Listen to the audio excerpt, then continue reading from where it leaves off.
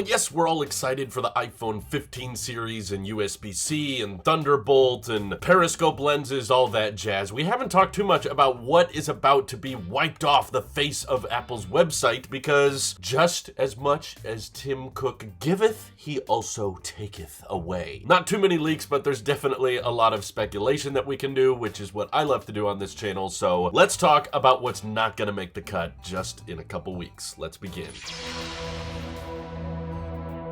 So let's rule out the obvious ones, right? Apple always discontinues the Pro iPhones, even though they probably shouldn't. I feel like the Pro iPhones are usually still pretty competent a year later. But yeah, 14 Pro and Pro Max, I feel like those are almost guaranteed to be discontinued. But then the question comes down to the regular iPhone 14 and 14 Plus. You know, the 14 Plus was not known for selling all that well. It's still gonna have a Lightning port, which is gonna make it kind of awkward now that Apple is kind of officially moving towards USB-C. At least we think they are. Would be kind of hilarious if they suddenly decided to keep Lightning and everybody was wrong, but I'm not willing to entertain that idea because it's so horrifying. But if we base our predictions off of Apple's previous behavior, they didn't discontinue the other iPhone 13 size. Even though the 13 mini was not known for selling all that great, they still kept it around at a discounted price. So that's why I'm predicting the iPhone 14 and 14 Plus will probably stay in the lineup for $100 less than what they're currently charging. I don't know, maybe if you're not that into USB-C or the Dynamic Island, but you just wanted a big screen, you know, 6.7-inch iPhone, I suppose the 14 Plus at $800 might be a little bit more reasonable, but I'm still gonna push you to go refurbished on a 13 Pro. You'll find those for way cheaper if you're okay with having Lightning on your iPhone, and that'll have a better camera, better display, basically the exact same chip as well. So yeah, sorry, even in that case, I'm not gonna recommend most people buy the 14 Plus. But what we did see Apple do last year, they kept the iPhone 12 around at another discounted price, but unfortunately they didn't want to have two mini iPhones in the lineup anymore. So the 12 mini was discontinued, and I'm afraid this is the hardest part to say in today's video. That means the 13 mini will likely be removed from the iPhone lineup in just a couple weeks. That doesn't mean you won't be able to buy it from Apple certified refurbished or secondhand. That's where you should probably be looking anyway, because those can undercut Apple's certified refurbished options.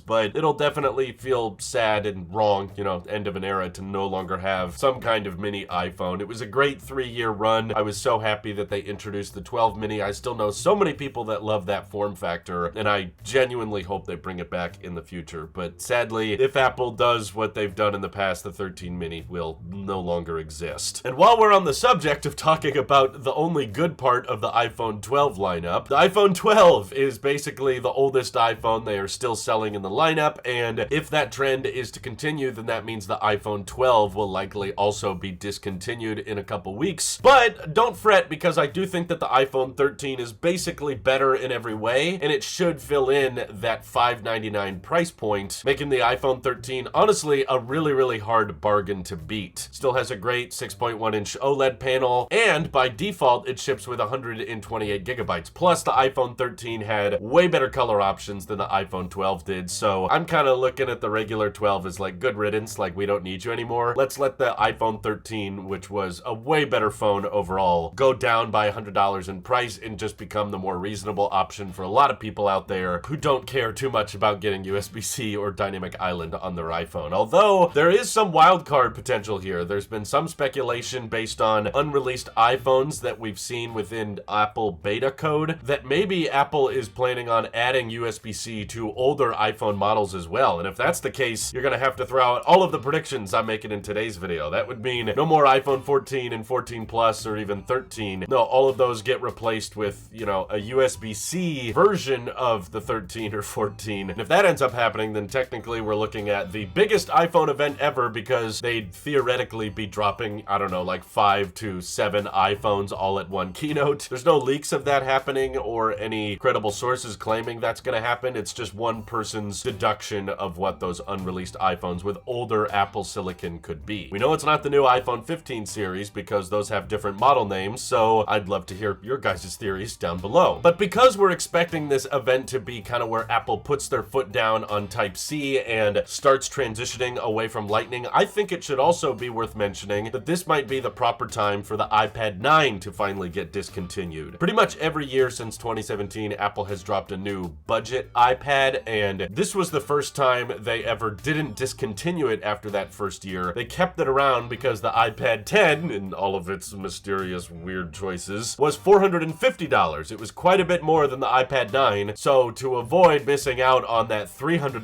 iPad market, they decided to keep the 9 and the 10, just further confusing the iPad lineup even more so, which annoys me. But personally, I think this is the first year that Apple should consider not dropping a new budget iPad. Like, there's really not a whole lot wrong with the iPad 10 other than the stupid Apple Pencil thing, but if Apple is truly jumping in on the USB-C train and getting rid of Lightning, then I would say don't touch the iPad 10. Like, sure, you could throw a new chip in there, but I don't think anybody's really gonna notice or care. But the color options seem to impress people, and they like the better webcam placement on the front-facing camera and all that. So I'd say leave the iPad 10 alone, but maybe just bring the price down. Maybe it's too much to ask for it to be $329 like the iPad 9, but at least under $400 would be good, like $399 for the budget iPad, and then release a USB-C version of the Apple Pencil 1. Sure, it's not the ideal charging method, but if you're gonna have the cheaper, like, more broke Apple Pencil approach that doesn't magnetically attach to the side, and people say because of that front-facing camera placement on the iPad 10 they can't have the inductive charging there, okay, leave the iPad 10 the way it is. Just please make a version of the Apple Pencil with USB-C so they don't have to rely on the stupid adapter approach. And then once you bring the price down a little bit and update the Apple Pencil, you can kill off the iPad 9 because it's the only iPad left with a home button. It still has Lightning, and if Apple is going to be admitting at this event that USB-C is the port of the future, then I feel like it would be a much better idea to try to phase out and discontinue as many Lightning products as possible. There's also rumored to be new AirPods Pro at this event with USB-C, but I guess what kind of disappoints me is the lack of rumors about any other kind of AirPods moving to Type-C. So AirPods 3, those are probably going to stick with Lightning even after this event, and the regular AirPods 2, which they're still selling at a discount, but maybe since they're updating the AirPods line a bit, this might be a good time to stop selling those original AirPods 2. I'm sure they'll still be available through Amazon or Best Buy for cheaper, but does Apple themselves need to keep selling those like entry-level AirPods? Who knows? Maybe they sell really, really well, so they might not want to get rid of them. But if that's the case and you do plan on selling those basic AirPods with the H1 chip for an extended period of time, then okay, just update the case to support USB-C. It's probably too much wishful thinking to assume that we're also going to get new Magic keyboards and mice all with Type-C at this event. I feel like they'll wait until they drop the M3 iMac, which is rumored to happen more towards October. But the more things that I feel confident about Apple discontinuing at the next event is like the Apple Watch Series 8. You know, there's not going to be a ton of differences between the 9 and the 8, so there's pretty much no way, in my opinion, they will continue selling both because they would just eat into the sales of each other way too much. Everyone would expect them to discount the Series 8, so they're probably going to stop selling that just like the Series 7 stopped getting sold last year. And not everyone agrees with me on this, but I also think Apple will probably stop selling the first generation Ultra to replace it with Ultra Series 2, which will probably have more color options and a better chip, maybe some better connectivity. But the good news there is that, honestly, I don't think the Apple Watch Ultra Series 2 will be worth it. But the regular Apple Watch Ultra, which is still an amazing watch, you'll probably be able to find for much, much cheaper because Apple doesn't sell it anymore, and there will be technically a newer version with a newer chip, but it's a watch. Are you really going to notice all of those upgrades or differences? So I'm hoping that after the next event, you'll be able to find certified refurbished Apple Watch Ultras for, you know, $500, maybe less, depending on where you're looking. But one watch that I do expect to survive this event is the Apple Watch SE 2. The SE is not something they typically touch every year. I don't think it really deserves to get a chip upgrade annually like the regular Apple Watch does, so I'm gonna predict the SE 2 will still start at $250. No changes there, it'll just be changes for the higher end watches. But I'm very curious of your guys' thoughts as well. Do you think Apple is going to rush Lightning out the store as quickly as possible and discontinue all the Lightning accessories? Or do you have a bit more of a reasonable approach, which is that Apple is still, for some reason, selling 30% pin accessories on their store. And because they know there's still gonna be a ton of people out there with Lightning iPhones, in fact, research has shown that the most common smartphone in use right now across the entire world is actually the iPhone 11. Yeah, the phone I'm recording this video on right now. Most people on Earth still pick that phone above all other iPhones, which means Apple is probably still gonna have to keep selling Lightning accessories for a while. But let me know your thoughts and predictions on what's gonna make it and not make it down in the comments below. And thank you to everybody supporting this channel directly. It seriously helps us out a ton, as does just watching these videos. This is your Apple Sheep here, and I will see you all in the next one.